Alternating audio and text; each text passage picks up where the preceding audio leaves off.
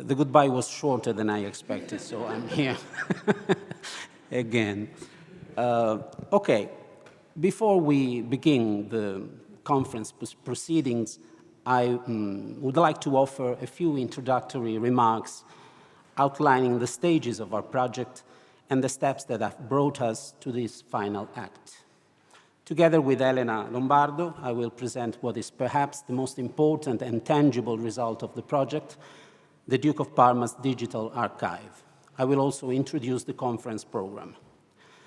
The Duke of Parma is a fragmentary Shakespearean drama in English on which Pessoa worked from 1906-07, as Geronimo Pizarro has suggested, until his death in 1935. Opinions are divided as to whether this or Fausto is the work to which Pessoa devoted the longest period of time, and Geronimo and Carlos Pittella may elaborate on this point. It is certainly his largest theatrical work in English in terms of quantity. However, our focus is not on records, but on the work's intrinsic importance. This extensive literary endeavor comprises around 180 documents divided into 2 files and forming part of Fernando Pessoa's literary estate housed in the National Library of Lisbon. In 2022, I conceived the idea of proposing a project to study the Duke of Parma. Given that its title included the name of our city, it seemed only right that the University of Parma should take on a project aimed at revealing this important author's work to the public and the academic community. If Pessoa had thought to our city as the setting for a tragedy which kept him busy for almost 30 years, despite remaining incomplete, the time had come for Parma to return the favor and help unveil the fragmentary text in which it played a significant role. Needless to say, I could never have achieved such a feat alone. I neither had the time nor the necessary expertise. From the outset, I thought it should be a team project involving scholars with complementary skills. Firstly, this is clearly a Shakespearean tragedy written in English, so expertise in English literature was required. The first person I approached was Diego Saglia, a distinguished English scholar and my colleague at the University of Parma. If he feels like it, he can tell you how he reacted to my proposal. Maybe later, okay. During lunch, maybe, yeah. I must say that I consider myself fortunate and privileged to know and count among my friends some of the foremost scholars of Fernando Pessoa's work who have extensive experience in editing his texts. I'm referring, of course, to João Dionísio and Geronimo Pizarro, people who are not only more than qualified for this task, but also colleagues with whom I knew I could work in a spirit of full collaboration. I immediately sought to involve them in the project, and they agreed to participate. The same applies to my Italian colleague Simone Celani, who specializes in Fernando Pessoa's documentary archive and authorial philology. Another possible contributor who was consulted in the initial phase was Carlos Pittella. In addition to having edited other dramatic works by Pessoa in English and in Portuguese, he had already started working on a project to edit the Duke of Parma before we did. He generously shared his initial experience with our fledgling project. Although he did not wish to commit to being part of this endeavor, we are delighted to have him join us at the conference as a discussant.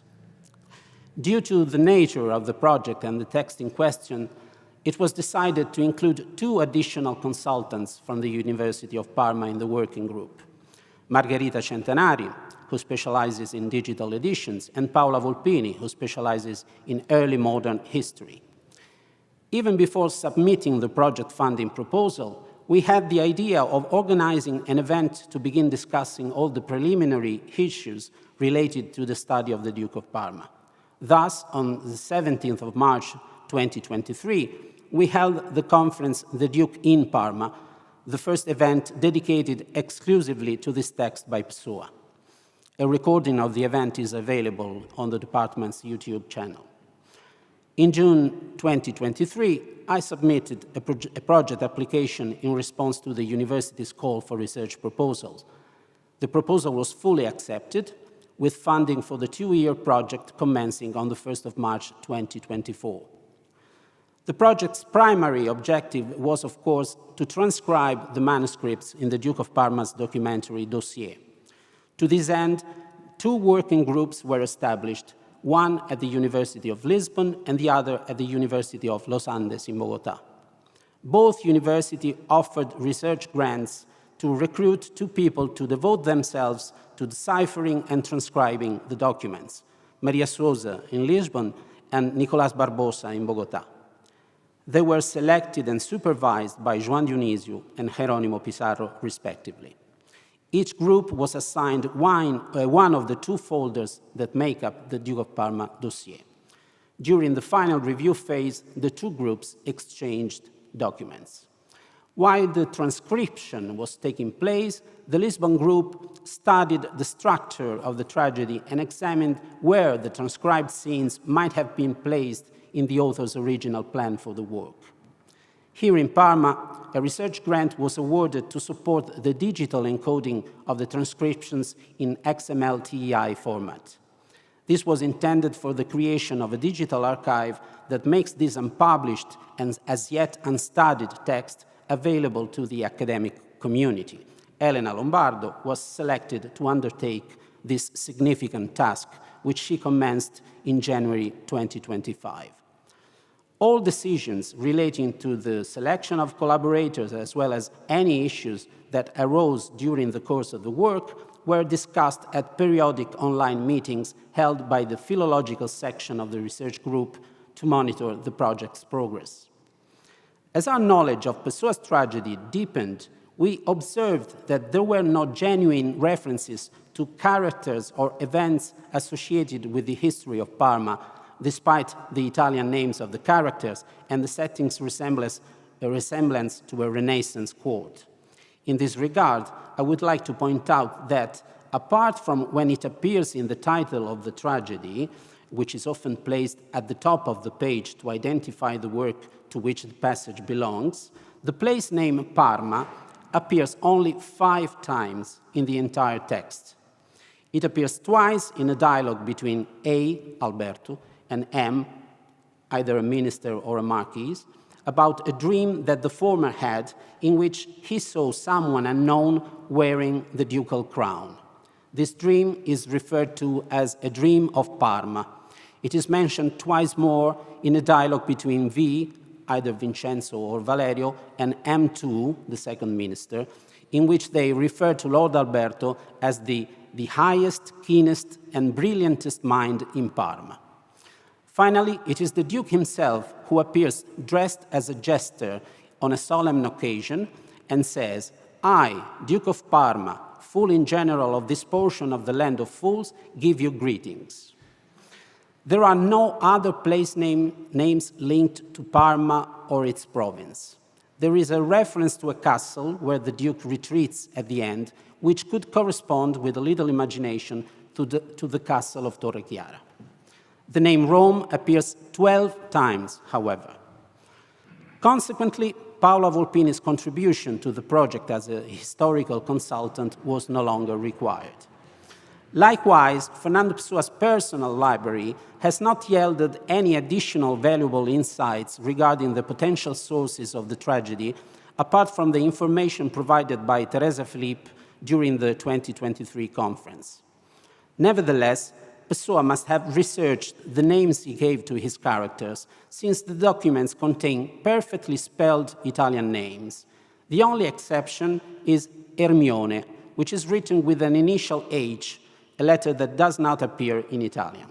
There are names of Germanic origin, such as Alberto and Bernardo, names of Hellenic origin, such as Girolamo and Ermione herself, and names of Latin origin, such as Valerio, Vincenzo, Ottavio, Marino, and Marcella.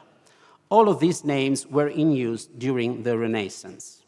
Furthermore, it does not seem to me, but my English specialist colleagues can confirm or deny this, that these names appear in Shakespeare's plays or in Victorian drama, which followed his model and featured numerous Italian settings. I will now conclude this digression on the Italian elements of the tragedy and resume our project overview.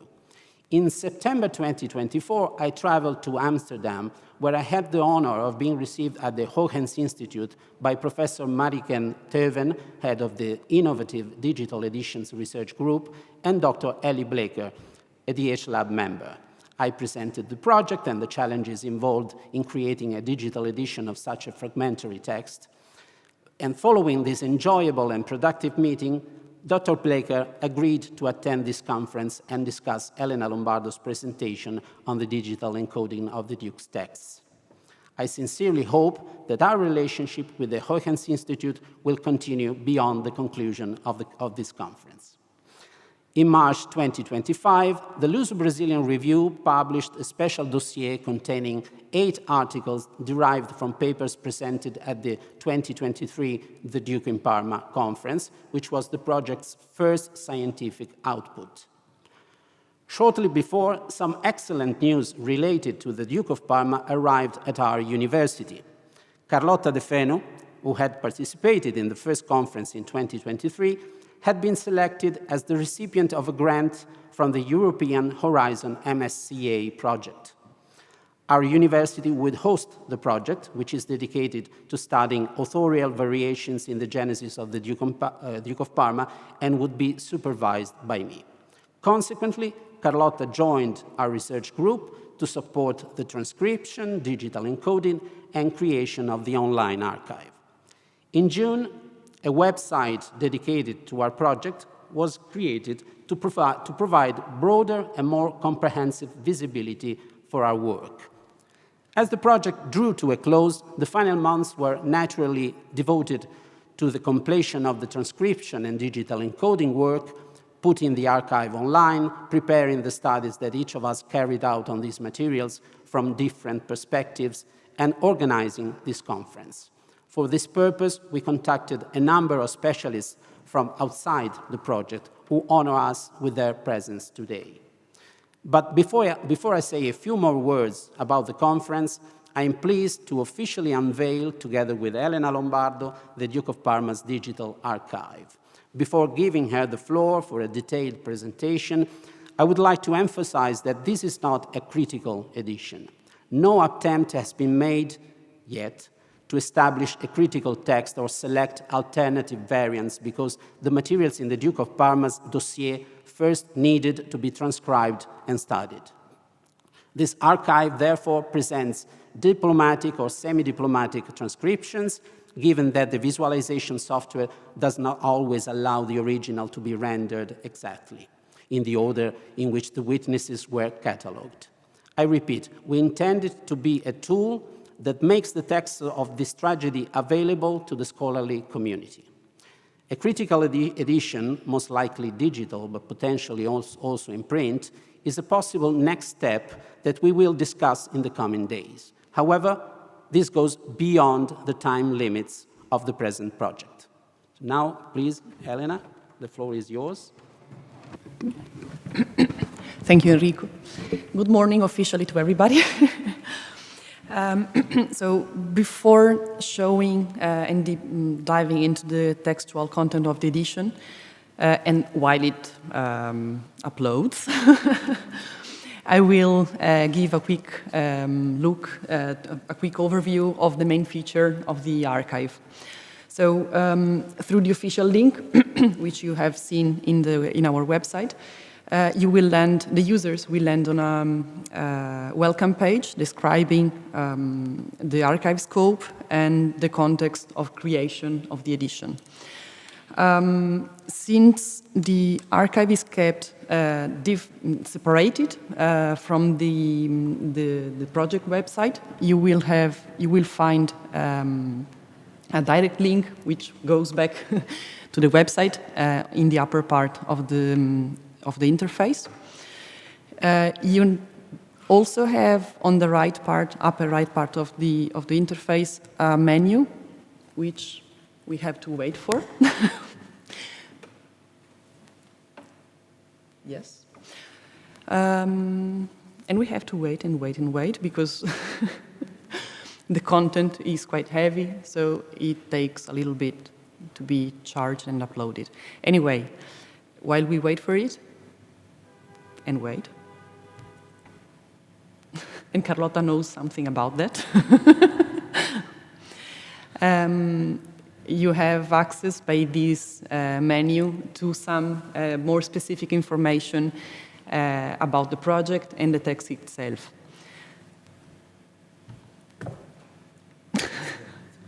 Yeah. No, it's not a computer, just a computer. It takes some time, actually, because there are many pictures, and also the documents are fully encoded, so it takes really a little bit.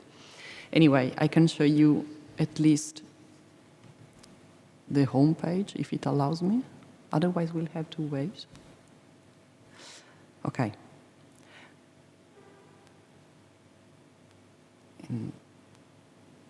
So you have a page. In the menu, you have some information about the project. This is really... Mine is faster. If you, do you want to... Connect, I don't know how. Don't you have any port? Any USB port? No, USB, I mean. Okay.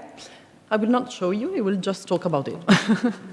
So, the menu gives access to some more specific information about the project, the documents edited, and the text itself. I would like to underline that the text section provides only provisional information based on the current and preliminary understanding of the work that will certainly be revised as research continues. The list of characters and of acts included there is not to be interpreted as definitive, because we all know that it wasn't neither in Pessoa's mind. But simply the idea behind it was to provide a minimal initial initial aid for readers in interpreting what appears in the page. So to guide them, saying that we can either indicate Vincenzo or Valerio according to our understanding of the play. Also, from a computational point of view, this was necessary to provide identifiers that serve as hooks, retrieval anchors, in onomastic searches, thus also supporting, hopefully, future studies on the writing process of the play. In this sense, our degree of confidence in any assertion is always indicated. Also about the menu, you can find an automatically generated bibliographic reference of the archive based on the metadata of the digital edition, the option to download the project main container file, which I will talk about later in the day, and a link to information about the platform used for the archive, which is EBT2 Beta 2. You can navigate the documents in 3 different ways. I will show you, like here in the interface, this is possible. So you can select the document on this part or this one, and the documents are here organized according to to their shelf numbers, shelf mark numbers in the National Library, Biblioteca Nacional de Portugal, Portugal National Library. You can also browse non-sequentially the documents on this part and proceed one by one on the lower part of the interface. You do not see that now? Funziona? Ok.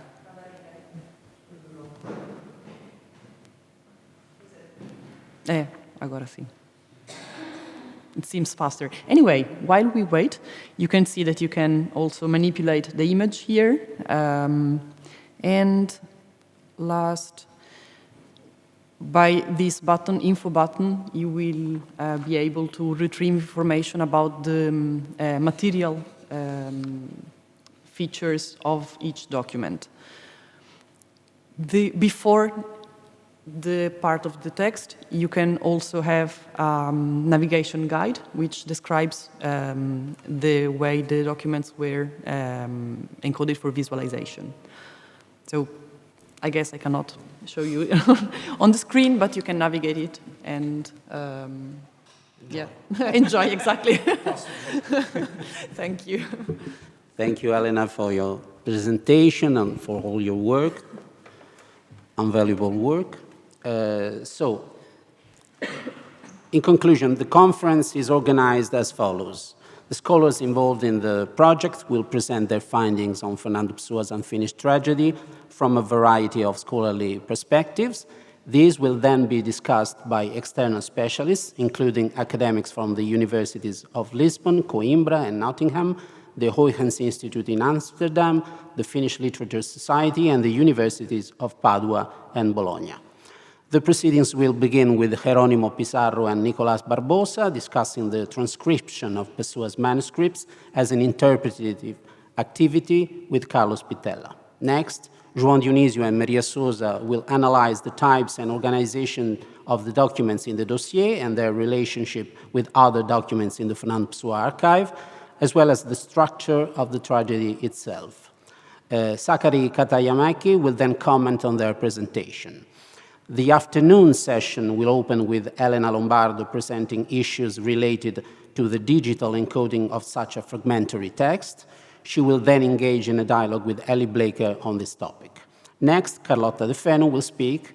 She will focus on the authorial variations evident in the Duke of Parma's witnesses and Fernando Pessoa's usus scribendi, or more accurately, his usus creandi, in this work.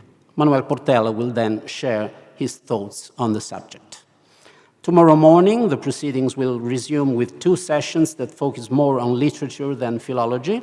Mark Sabine and I will discuss the themes of sexuality and misogyny which are prevalent in this tragedy. Diego Saglia will discuss Shakespearean influences, particularly the ironic revival of the Renaissance concept of wit. Alessandra Petrina will offer her expert insights on the subject. Finally, the conference will close with a return to the philological side of things, introducing a theme that looks to the future of the project. Simone Celani and Paola Italia will discuss a potential model for a digital edition of the Duke of Parma. This final presentation will lead into the concluding roundtable discussion, moderated by Rita Cipriano, which will focus on possible future developments of the project.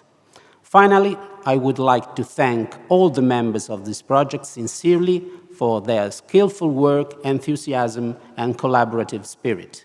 Thanks to them, the crazy idea I had in 2022 has now become a reality. I would also like to thank the distinguished scholars who agreed to take an interest in our project, coming here to share their expertise and informed opinions, thereby contributing to the improvement of our work. The time has now come to begin the proceedings. I therefore invite Jerónimo Pizarro, Nicolás Barbosa, and Carlos Pitella to join me at the conference table for the first session.